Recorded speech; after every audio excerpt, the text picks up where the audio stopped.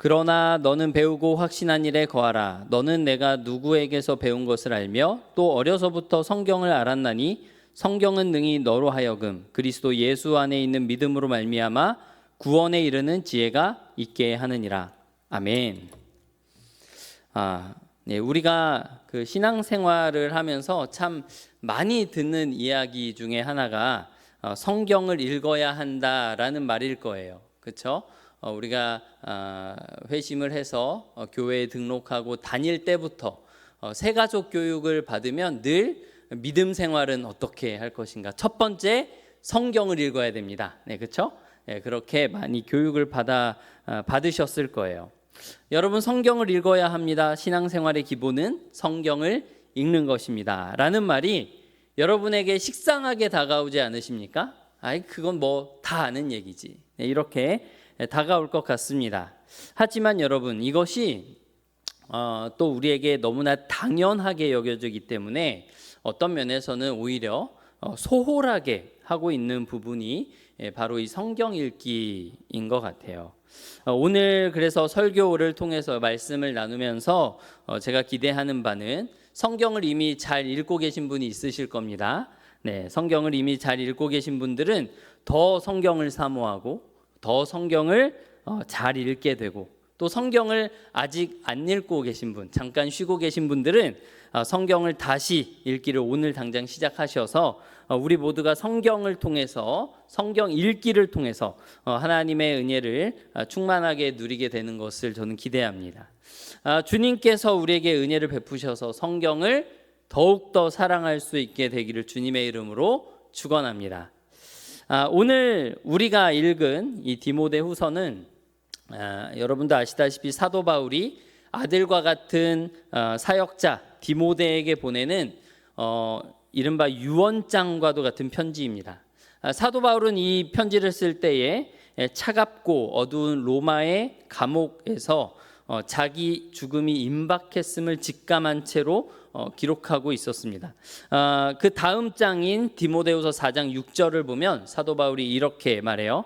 전제와 같이 내가 벌써 부어지고 나의 떠날 시각이 가까웠도다. 자기 순교할 것을 생각하고 있는 것이죠. 사도 바울은 이제 곧 육체를 떠나서 주님 곁으로 갈 것입니다.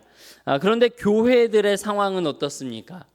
교회 밖의 세상은 로마 황제가 이제 잔혹한 교회 박해를 시작해서 교회를 위협하고 있었고요. 교회 내부로는 디모데후서에도 기록되고 있는 것처럼 거짓 교사들이 들어와서 성도들을 거짓 진리로 미혹하면서 진리를 흔들고 교회를 흔들고 있었습니다.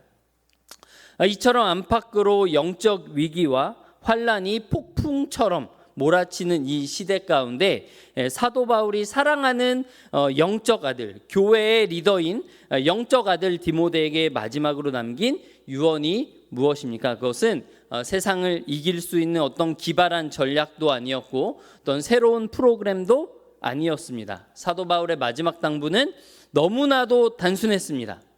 13절에 보면, 오늘 본문 13절에 보면 악한 사람들과 속이는 자들은 더욱 악하여져서 속이기도 하고 속기도 하나니, 그렇게 거짓 진리가 교회를 위협하고 많은 사람들이 속아 넘어가는 일이 있게 될 것인데, 그리고 시간이 갈수록 더 상황이 긍정적이 되는 것이 아니라 말세가 되면 상황이 점점 악해지고 더 많아지게 될 것인데, 근데 이제 14절에 보면 그런 상황 가운데 어떻게 해야 되느냐? 14절에 보면 그러나 너는 배우고 확신한 일에 거하라 라고 말하고 있습니다.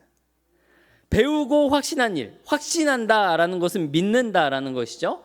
잘 배워서 믿게 된 그 복음의 말씀, 그 진리의 말씀, 즉 내가 어려서부터 알았던 성경 말씀에 너의 온 삶을 걸고 그 안에 머물러라 라고 말해주고 있는 거예요. 이것이 사도 바울이 디모데에게, 아들처럼 여기는 디모데에게 내리는 처방입니다. 바울은 이 어두운 시대를 견뎌내고 교회를 지켜낼 유일한 무기, 유일한 방편이 바로 하나님의 말씀인 성경뿐이다라는 것을 확신하고 있었던 것이죠.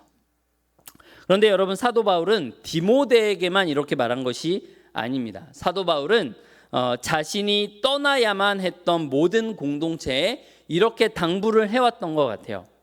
사도행전 20장에 보면 사도 바울이 에베소 교회를 떠나는 장면이 나옵니다.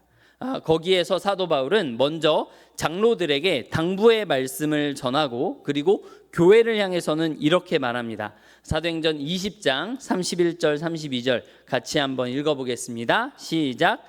그러므로 여러분이 일깨어 내가 3년이나 밤낮 쉬지 않고 눈물로 각 사람을 훈계하던 것을 기억하라.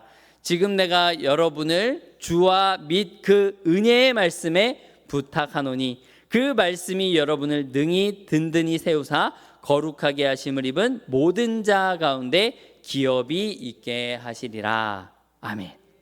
네, 오늘 저는 이 바울의 간절한 유언적인 말씀을 가지고 우리가 먼저는 왜 성경을 읽어야 하는지 나눌 것이고요. 그리고 어떻게 성경을 읽어야 하는지 나눌 것이고 마지막으로는 우리의 구주가 되실 뿐만 아니라 우리의 본이 되시는 예수 그리스도께서 성경을 어떻게 읽으셨으며 그것이 우리와 무슨 상관이 있는지를 함께 말씀을 나누고자 합니다.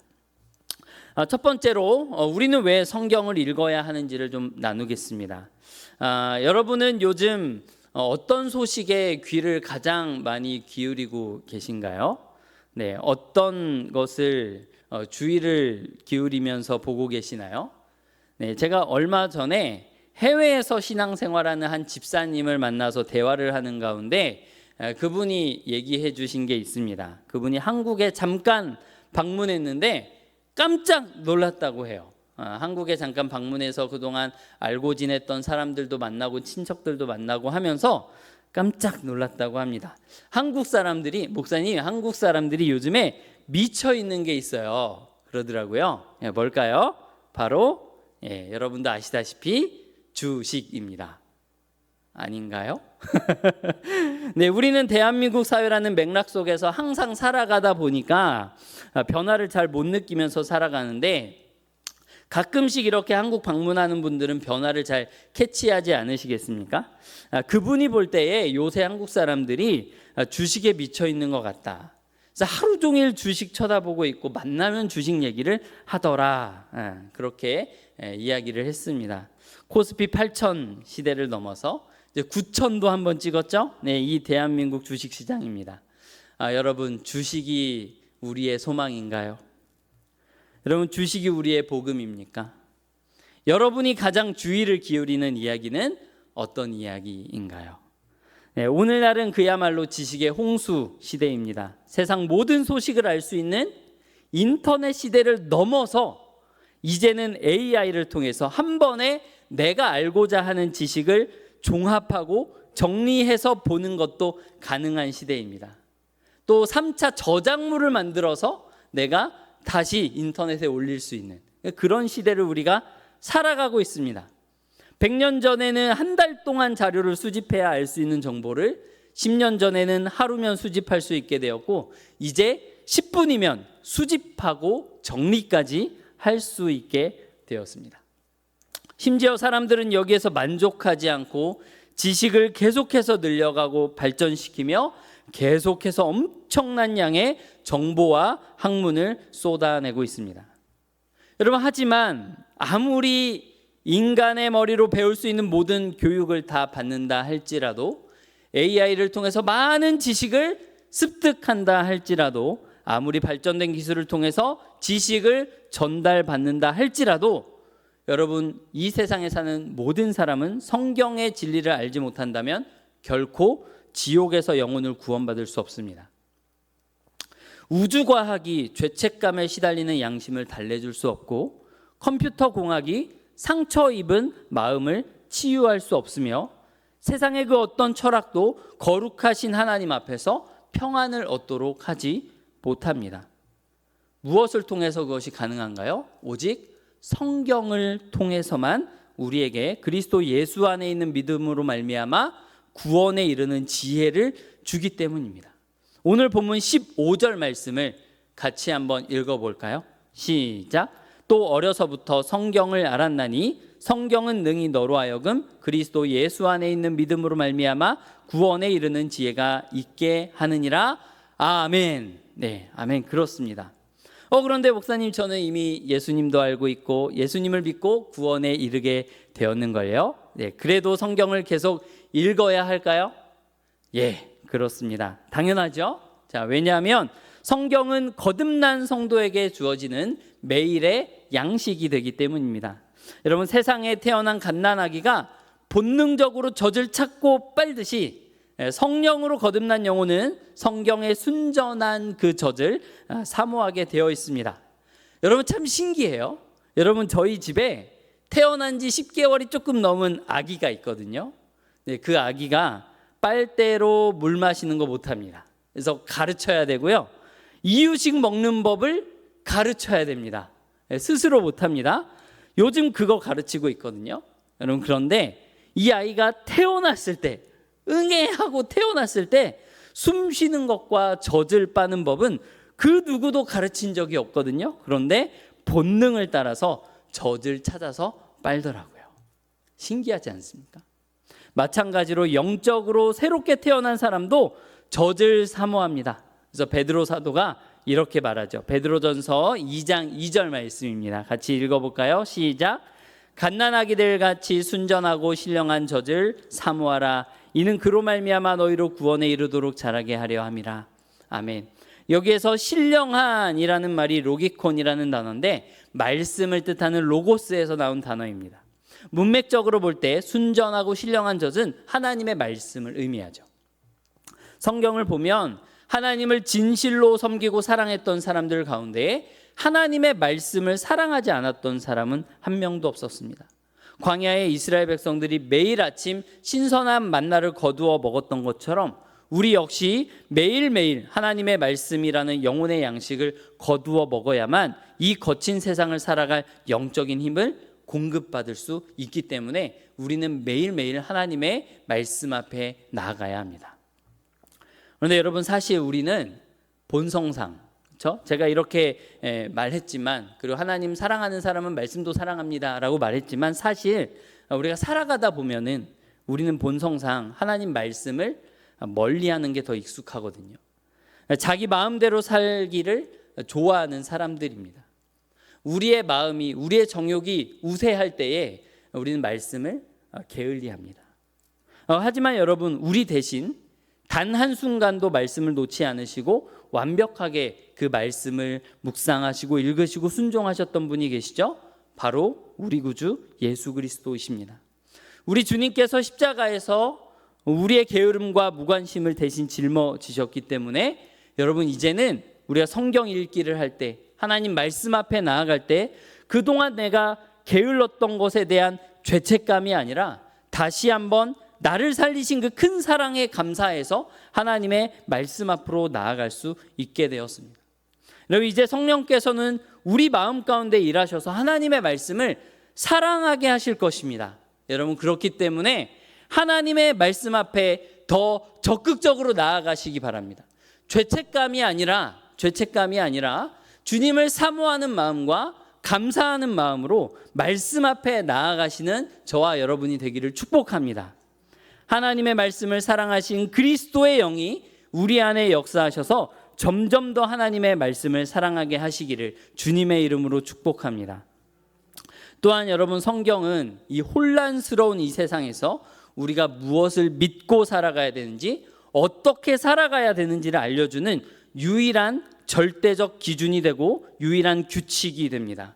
여러분, 제가 질문 하나 드리겠습니다. 여러분, 삶의 목적이 무엇입니까? 여러분의 삶의 목적은 무엇입니까? 사실 다 알고 계시죠? 예, 소요리문답에 보면 우리의 제일 되는 목적은 뭐예요? 하나님을 영화롭게 하는 것과 영원토록 그를 즐거워하는 것입니다 라고 돼 있죠. 다 알고 계십니다. 그렇죠? 이게 일문일답입니다. 그러면 여러분, 혹시 이문이답을 기억하시는 분 계실까요? 이문이답. 네, 이문은 뭐냐면 여러분, 하나님께서 목적만 주시고 가는 길을 알려주지 않으셨을 리가 없겠죠. 바로 그 목적에 이르는 길이 무엇이냐가 바로 이문이답에 나옵니다.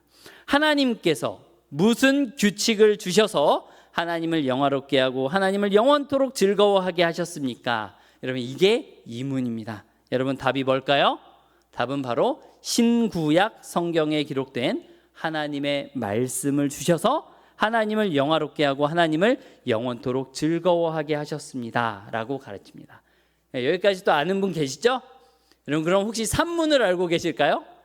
산문은 그러면 그 성경이 우리에게 가르치는 것이 무엇입니까? 그러면 그 성경이 우리에게 요긴하게 가르치는 것이 무엇입니까? 여러분, 성경은 두 부분으로 되어 있습니다. 두 부분, 크게 두 부분으로 되어 있는데 소요리 문답 산문에서 가르칩니다. 답을 보면 뭐냐면 하나님을 어떻게 믿을 것인가, 그리고 두 번째로는 하나님께서 사람에게 요구하시는 의무가 무엇인가입니다. 요약하면 우리가 무엇을 믿을 것인가, 두 번째로는 어떻게 살 것인가, 이 두 가지를 성경이 우리에게 가르친다. 그러니까 복음과 율법을 우리에게 가르친다라는 것입니다.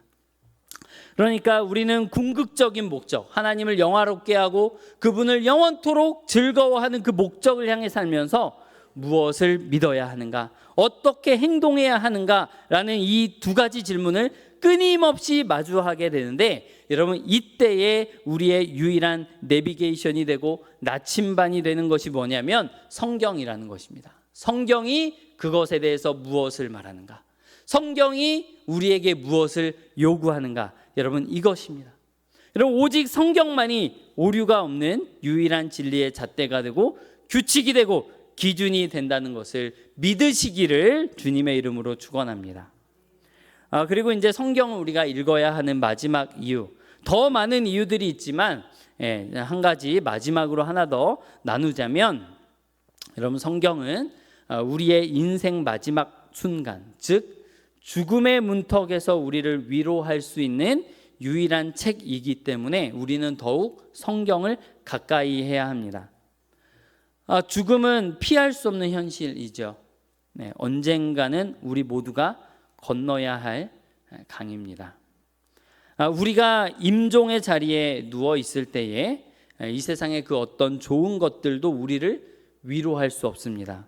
그 누구도 우리를 도와줄 수 없습니다.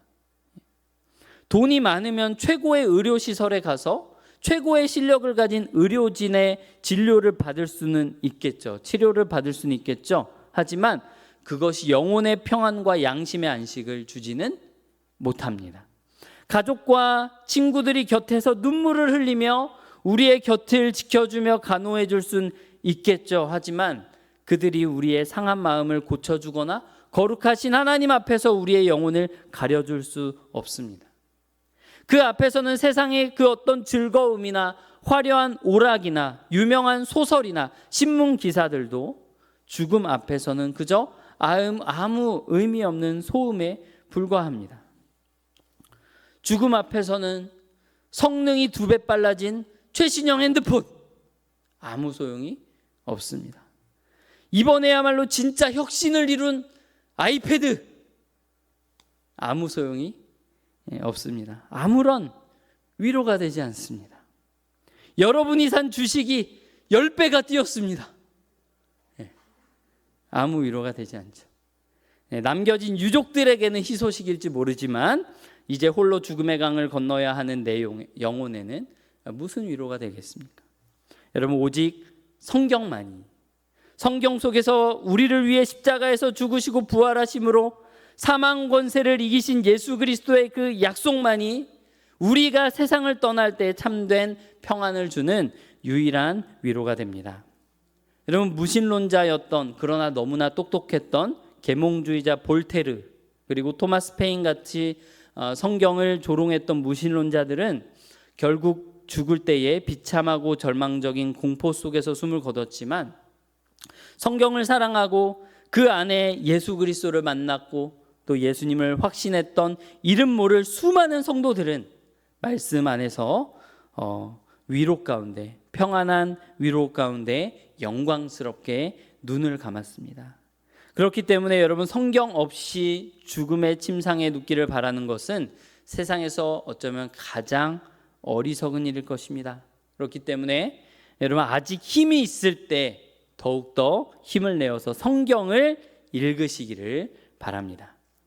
여러분, 두 번째입니다. 그렇다면 우리는 이 귀한, 그 어떤 것보다도 이 귀한 책 성경을 어떻게 읽어야 할까요? 먼저 오늘 본문 14절에서 바울이 당부한 말씀의 의미를 좀 살펴보겠는데요. 바울은 배우고 확신한 일에 거하라 라고 당부를 하고 있죠. 그런데 여기에서 거하라 라고 번역된 헬라어는 메노라고 되어 있는데 현재 명령법으로 사용되었습니다. 그게 무슨 말이냐면, 현재형은 무슨 말이냐면 과거에 한번 머물렀던 것으로 만족하거나 잠시 스쳐 지나가는 것이 아니라 지금부터 시작해서 계속 일상 속에서 부지런하고 끈질기게 그 안에 머물고 살아내라. 더 나아가서는 생활 습관이 되도록 해라 라는 의미를 가지고 있습니다. 같은 용법으로 사용된 다른 본문을 보면 데살로니가전서 5장 17절에 쉬지 말고 기도하라 라고 말씀할 때 기도하라가 바로 이 현재 명령법으로 기록되었거든요. 무슨 의미냐면 지금 한 번 기도하라는 것이 아니고 마치 삶의 호흡처럼 끊임없이 습관적으로 지속적으로 기도하라라는 의미를 가지고 있는 거예요. 그리고 또 다른 본문을 보면 에베소서 5장 18절에 오직 성령으로 충만함을 받으라라고 하거든요. 여기에서 이제 받으라라고 하는 단어도 현재 명령법으로 되어 있습니다. 받으라, 수동태인데 현재 명령이에요. 이 말씀 역시 무슨 말이냐면 성령의 충만함을 감정적인 한 번의 체험으로 만족하고 끝내는 것이 아니라 매일매일의 삶 속에서 지속적으로 그리고 반복적으로 성령 하나님의 지배를 받는 상태를 유지하라라는 의미를 가지고 있습니다. 계속해서 습관으로 만들어라라고 하는 의미를 가지고 있는 것이죠. 사랑하는 성도 여러분, 시대가 악해지고 속이는 자들이 득세하여 혼동스러운 이 시대에 우리에게 더욱 필요한 것은 뭐냐면 하나님의 말씀에 거하는 것입니다. 거하는 것. 한 번 듣고 은혜 받는 것이 아니라 한 번 읽고 그것으로 족하다라는 것이 아니라 매일매일 하나님의 말씀 앞에 나아가는 것이죠. 이렇게 말씀 안에 거하기 위해서 여러분, 우리는 성경을 어떻게 읽어야 할지 4가지를 말씀드리겠습니다. 자, 첫 번째는 뭐냐면 결심만 하지 말고 오늘 당장 읽기를 시작하라라는 것입니다. 성경을 읽겠다고 뜻을 세우거나 다짐하는 것으로는 충분하지 않습니다. 여러분, 들고 읽으셔야 됩니다. 여러분, 톨레레게 들어보셨죠? 성 어거스틴을 회심하게 만든 그 어린아이들의 노랫소리, 톨레레게, 집어 들고 읽으라라는 말입니다. 여러분, 우리는 눈이나 귀를 통해서 성경 말씀이 실제로 우리 마음을 통과하게 해야 합니다. 그럼 언제 하느냐? 여러분, 언제 읽어야 될까요? 할 수만 있다면 하루에 가장 좋은 시간을 내어서 매일 읽는 것을 삶의 규칙으로 삼으시기를 축복합니다. 어제의 식사가 오늘의 일꾼을 먹일 수 없듯이 매일의 신선한 말씀의 만나를 거두어야 합니다. 그런데 성경 읽기를 습관으로 삼는 것은 사실 어려운 일이죠. 우리 이미 습관으로 삼으신 분들이 계신다는 것을 알고 있지만 사실 일반적으로는 매일매일 성경을 일정 분량 읽어가는 것은 쉽지는 않습니다. 예, 그래서 뭐가 있냐면 공동체가 있습니다. 공동체가 있어요. 동역자들이 있습니다. 우리 형제 자매들이 있습니다. 그래서 구역 모임이 있죠. 예, 그래서 부서들이 있는 것입니다. 거기에서 함께 읽어 나간다면 훨씬 더 수월하게 성경을 읽을 수 있으리라고 생각합니다. 제가 영화부를 지금 담당하고 있잖아요. 우리 영화부 선생님들 같이 갓피플 성경 읽기, 매일 성경 읽기 하고 있거든요. 서로가 서로에게 격려가 되는 것 같아요. 하루 빠졌더라도 그 다음날 어제 거 못 읽었지, 그럼 오늘 이틀치 읽자. 그러고서 이틀치 읽는 겁니다. 그렇게 서로 함께 너도 읽고 있어, 나도 읽고 있어, 이렇게 서로 보면서 서로 격려하면서 읽어나가는 것이죠. 그렇게 여러분, 혼자 하기 힘들다면 주변에 함께 할 수 있는 사람을 찾으시고 함께 성경 읽으시기를 권고드립니다. 그리고 두 번째는 성경을 읽을 때에 순서에 따라서 성경 전체를 빠짐없이 읽으시기를 권면합니다. 오늘날 많은 사람들이 자기가 좋아하는 구절만 쏙쏙 이렇게 뽑아서 읽는 골라먹기식의 성경 읽기를 하거든요. 하지만 여러분도 아시다시피 그것은 그렇게 좋은 형식이 아닙니다. 넓고 균형 잡힌 진리의 시각을 방해합니다. 신약과 구약을 동시에 시작해서 전체를 끝까지 읽어 내려가는 것이 가장 좋은 방법이라고 저는 생각합니다. 그래서 창세기부터 요한계시록까지 쭉 읽으셔도 되고 신구약 한 번에 읽으셔도 되고 또 여러분도 알고 계신 우리 맥체인 성경 읽기와 같이 좋은 성경 읽기 가이드들이 시중에 많이 나와 있거든요. 그런 것들을 잘 참고하시면서 읽으시면 큰 도움을 얻으실 수 있을 것 같고요. 잘 모르겠다 싶으시면 교역자에게 도움을 요청하시면 얼마든지 도와드릴 수 있습니다. 자, 그리고 세 번째는 어린아이와 같은 믿음과 겸손함으로 읽으시기 바랍니다. 성경을 열 때 마음도 함께 열어야 됩니다. 뭐라고요? 성경을 열 때 마음도 함께 여셔야 됩니다. 그리고 어린 사무엘이 고백했던 것처럼 주님 말씀하옵소서 주의 종이 듣겠나이다 라는 마음으로 성경을 읽으시기를 바랍니다. 초대교회 교부였던 어거스틴이 뭐라고 했냐면 나는 성경을 믿기 위해 이해하는 것이 아니라 이해하기 위해 믿겠다라고 했습니다. 내 지식이나 경험을 앞세워서 하나님의 말씀을 재단하지 않겠다라는 결단이죠. 여러분, 우리 주님께서는 하나님의 나라는 어린아이와 같은 자들의 것이다 라고 말씀하셨습니다. 자신의 무능력함과 어리석음을 인정하고 전적으로 하나님을 신뢰하고 의존하는 것, 하나님을 지혜의 근본이시며 복의 근원이시니 내 모든 판단과 생각을 내려놓고 주님의 말씀을 기대하고 의존하겠다라고 하는 그 겸손함으로 하나님의 말씀을 읽어야 합니다. 그래서 우리 합신의 어르신인 박윤선 목사님은 그걸 뭐라고 했냐면 계시 의존 사색이라고 말했죠. 계시 의존 사색. 하나님의 말씀을 따라서 하나님의 계시를 따라서 내가 생각하겠다. 그대로 살아가겠다라고 하는 그런 뜻입니다. 자, 그리고 마지막으로 성경을 읽을 때 가장 중요한 것은 항상 예수 그리스도를 염두에 두고 성경을 읽어야 한다라는 것입니다. 여러분, 성경의 가장 근본적인 목적은 예수님에 대해서 증언하는 것입니다.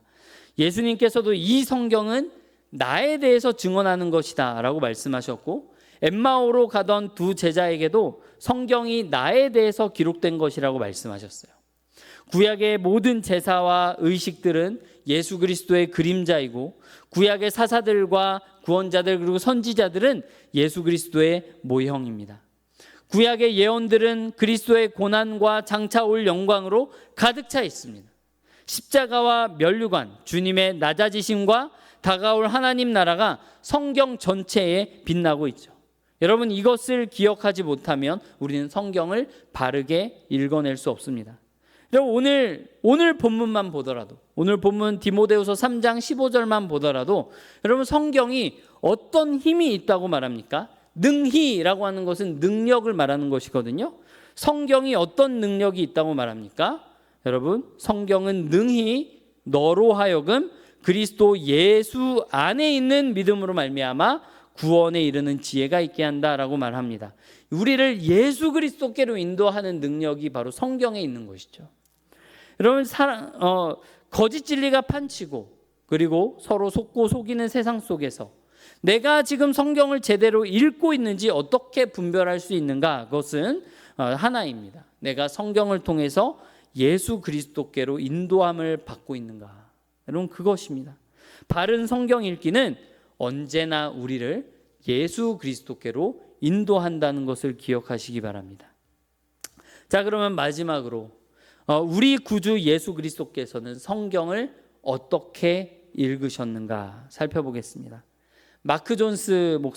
미국의 마크 존스 목사님은 그리스도를 아는 지식이라는 책에 보면 아주 흥미로운 통찰을 제시하는데요. 여러분, 예수님께서 이 땅에 오셨을 때 자신이 누구인지, 어떤 사명을 감당해야 하는지 어떻게 아셨을까요? 하나님이시기 때문에 전지하시니까 그냥 당연히 아시지 않았을까요? 네, 그게 아니라 여러분, 예수님은 하늘에서 뚝 떨어진 어떤 특별한 계시를 보고 아신 것이 아닙니다. 예수님 역시 참된 인간으로서, 우리의 본으로 오신 참된 인간으로서 성경을 읽으심으로 자신의 소명을 깨달으셨습니다. 여러분, 예수님께서는 그 누구보다도 성경을 잘 아셨습니다. 소년이셨던 예수님, 청년이셨던 예수님은 나사렛의 회당에 가서 두루마리 성경을 펴서 읽고 또 읽으셨던 것이죠. 우리 예수님께서는 이사야 53장에 고난받는 종의 노래를 읽으시면서 자신이 바로 도살장으로 끌려가는 어린 양이구나라는 것을 아셨습니다. 시편 22편을 읽으실 때 예수님께서는 다른 사람에게 일어날 일이라고 생각할 수가 없었습니다. 내 하나님, 내 하나님, 어찌하여 나를 버리셨나이까 부르짖으며 수족이 찔려 죽게 될 그 버림받는 자가 바로 자신임을 아시고 읽으셨습니다. 그러니까 예수 그리스도께서는 성경을 통해서 자기에게 돌아올 몫은 영광 이전에 고난과 죽음이라는 것을 아셨습니다.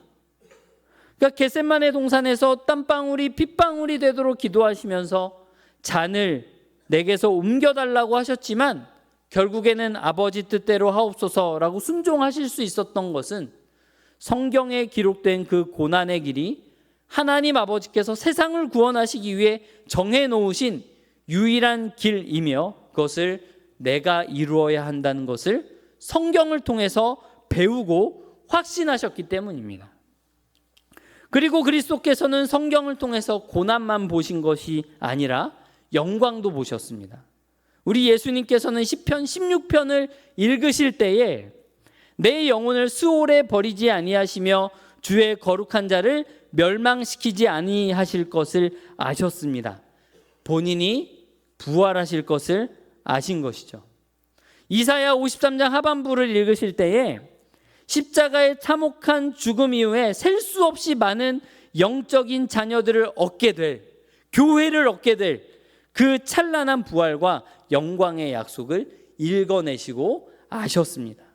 예수 그리스도께서는 그 앞에 있는 기쁨에 대해서 성경을 통해서 아셨기 때문에 십자가를 이겨내실 수 있었습니다. 여러분, 예수님께서 성경을 읽으실 때 지식으로만 읽으셨겠습니까? 어떻게 그럴 수 있겠습니까?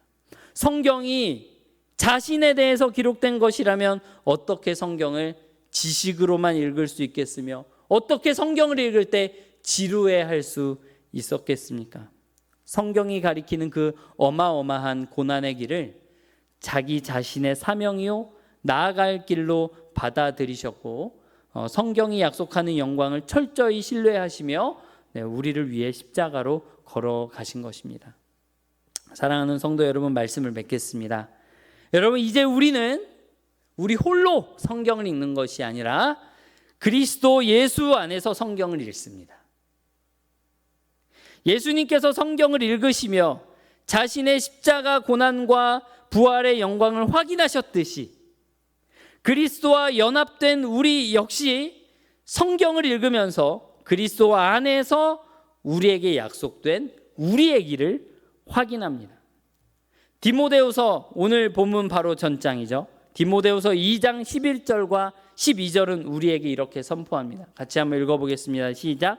미쁘다 이 말이여, 우리가 주와 함께 죽었으면 또한 함께 살 것이요 참으면 또한 함께 왕노릇할 것이요. 네, 여기까지요. 성경의 말씀이 그리스도 안에서 우리의 이야기가 되었다는 것을 우리가 확신한다면 우리가 매일 성경을 펴서 읽을 때에 우리는 그 안에서 단지 도덕적인 교훈이나 마음의 위안만을 얻는 것을 하지 않을 것입니다. 여러분, 우리는 성경 속에서 예수 그리스도의 고난을 봅니다. 그리고 그 고난이 곧 나의 고난임을 확인합니다.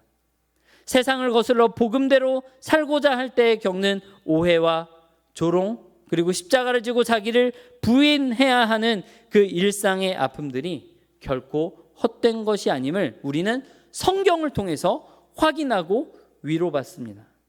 동시에 우리는 성경 속에서 예수 그리스도의 부활과 영광을 봅니다. 성경의 모든 약속은 그리스도 안에서 우리에게 이미 예가 되었습니다. 고린도서 1장 20절 말씀입니다. 같이 읽어보겠습니다. 시작. 하나님의 약속은 얼마든지 그리스도 안에서 예가 되니 그런즉 그로 말미암아 우리가 아멘하여 하나님께 영광을 돌리게 되느니라. 아멘. 죽음을 이기시고 승리하신 예수 그리스도의 영광이 주님과 함께 십자가를 지고 걸어가는 저와 여러분의 영원한 삶이 된다는 것을 성경은 오늘 우리에게 확실하게 보증해주고 있습니다. 성도 여러분, 그래서 오늘 당장이라도 성경을 읽으시기를 바랍니다. 이미 읽고 계신 분들은 더욱 감사한 마음으로, 그리고 담대한 마음으로 그리스도 안에서 이것이 나에게 약속된 것이구나 라는 것을 확신하는 마음으로, 그리고 어린아이와 같은 겸손한 마음으로 그리스도를 바라보며 성경을 읽으시기를 바랍니다. 여러분, 우리 안에 있는 영적인 게으름을 벗어 던집시다. 먼지 쌓인 성경을 다시 꺼내어 펼치면 좋겠습니다. 거창하게 하루에 몇 장씩 읽지 못해도 단 5절을 읽더라도 여러분 오늘 시작하셨으면 좋겠습니다. 오늘 밤 집에 돌아가셔서 단 한 구절이라도 읽으시고 묵상하셨으면 좋겠어요. 바울이 디모에게 당부했던 유언과도 같은 그 말씀, 성령께서 오고 오는 모든 세대의 주님의 교회를 향해 외치신 그 말씀, 배우고 확신한 말씀에 거하라 라는 그 주님의 음성이 오늘 우리 귀에, 우리의 마음에 들려지기를, 새겨지기를 축원합니다. 날마다 말씀을 먹고 말씀이 약속하는 그 고난과 영광의 길을 기쁨으로 함께 걸어가는 우리 송파제일교회 모든 성도님들 되시기를 주님의 이름으로 간절히 축원합니다.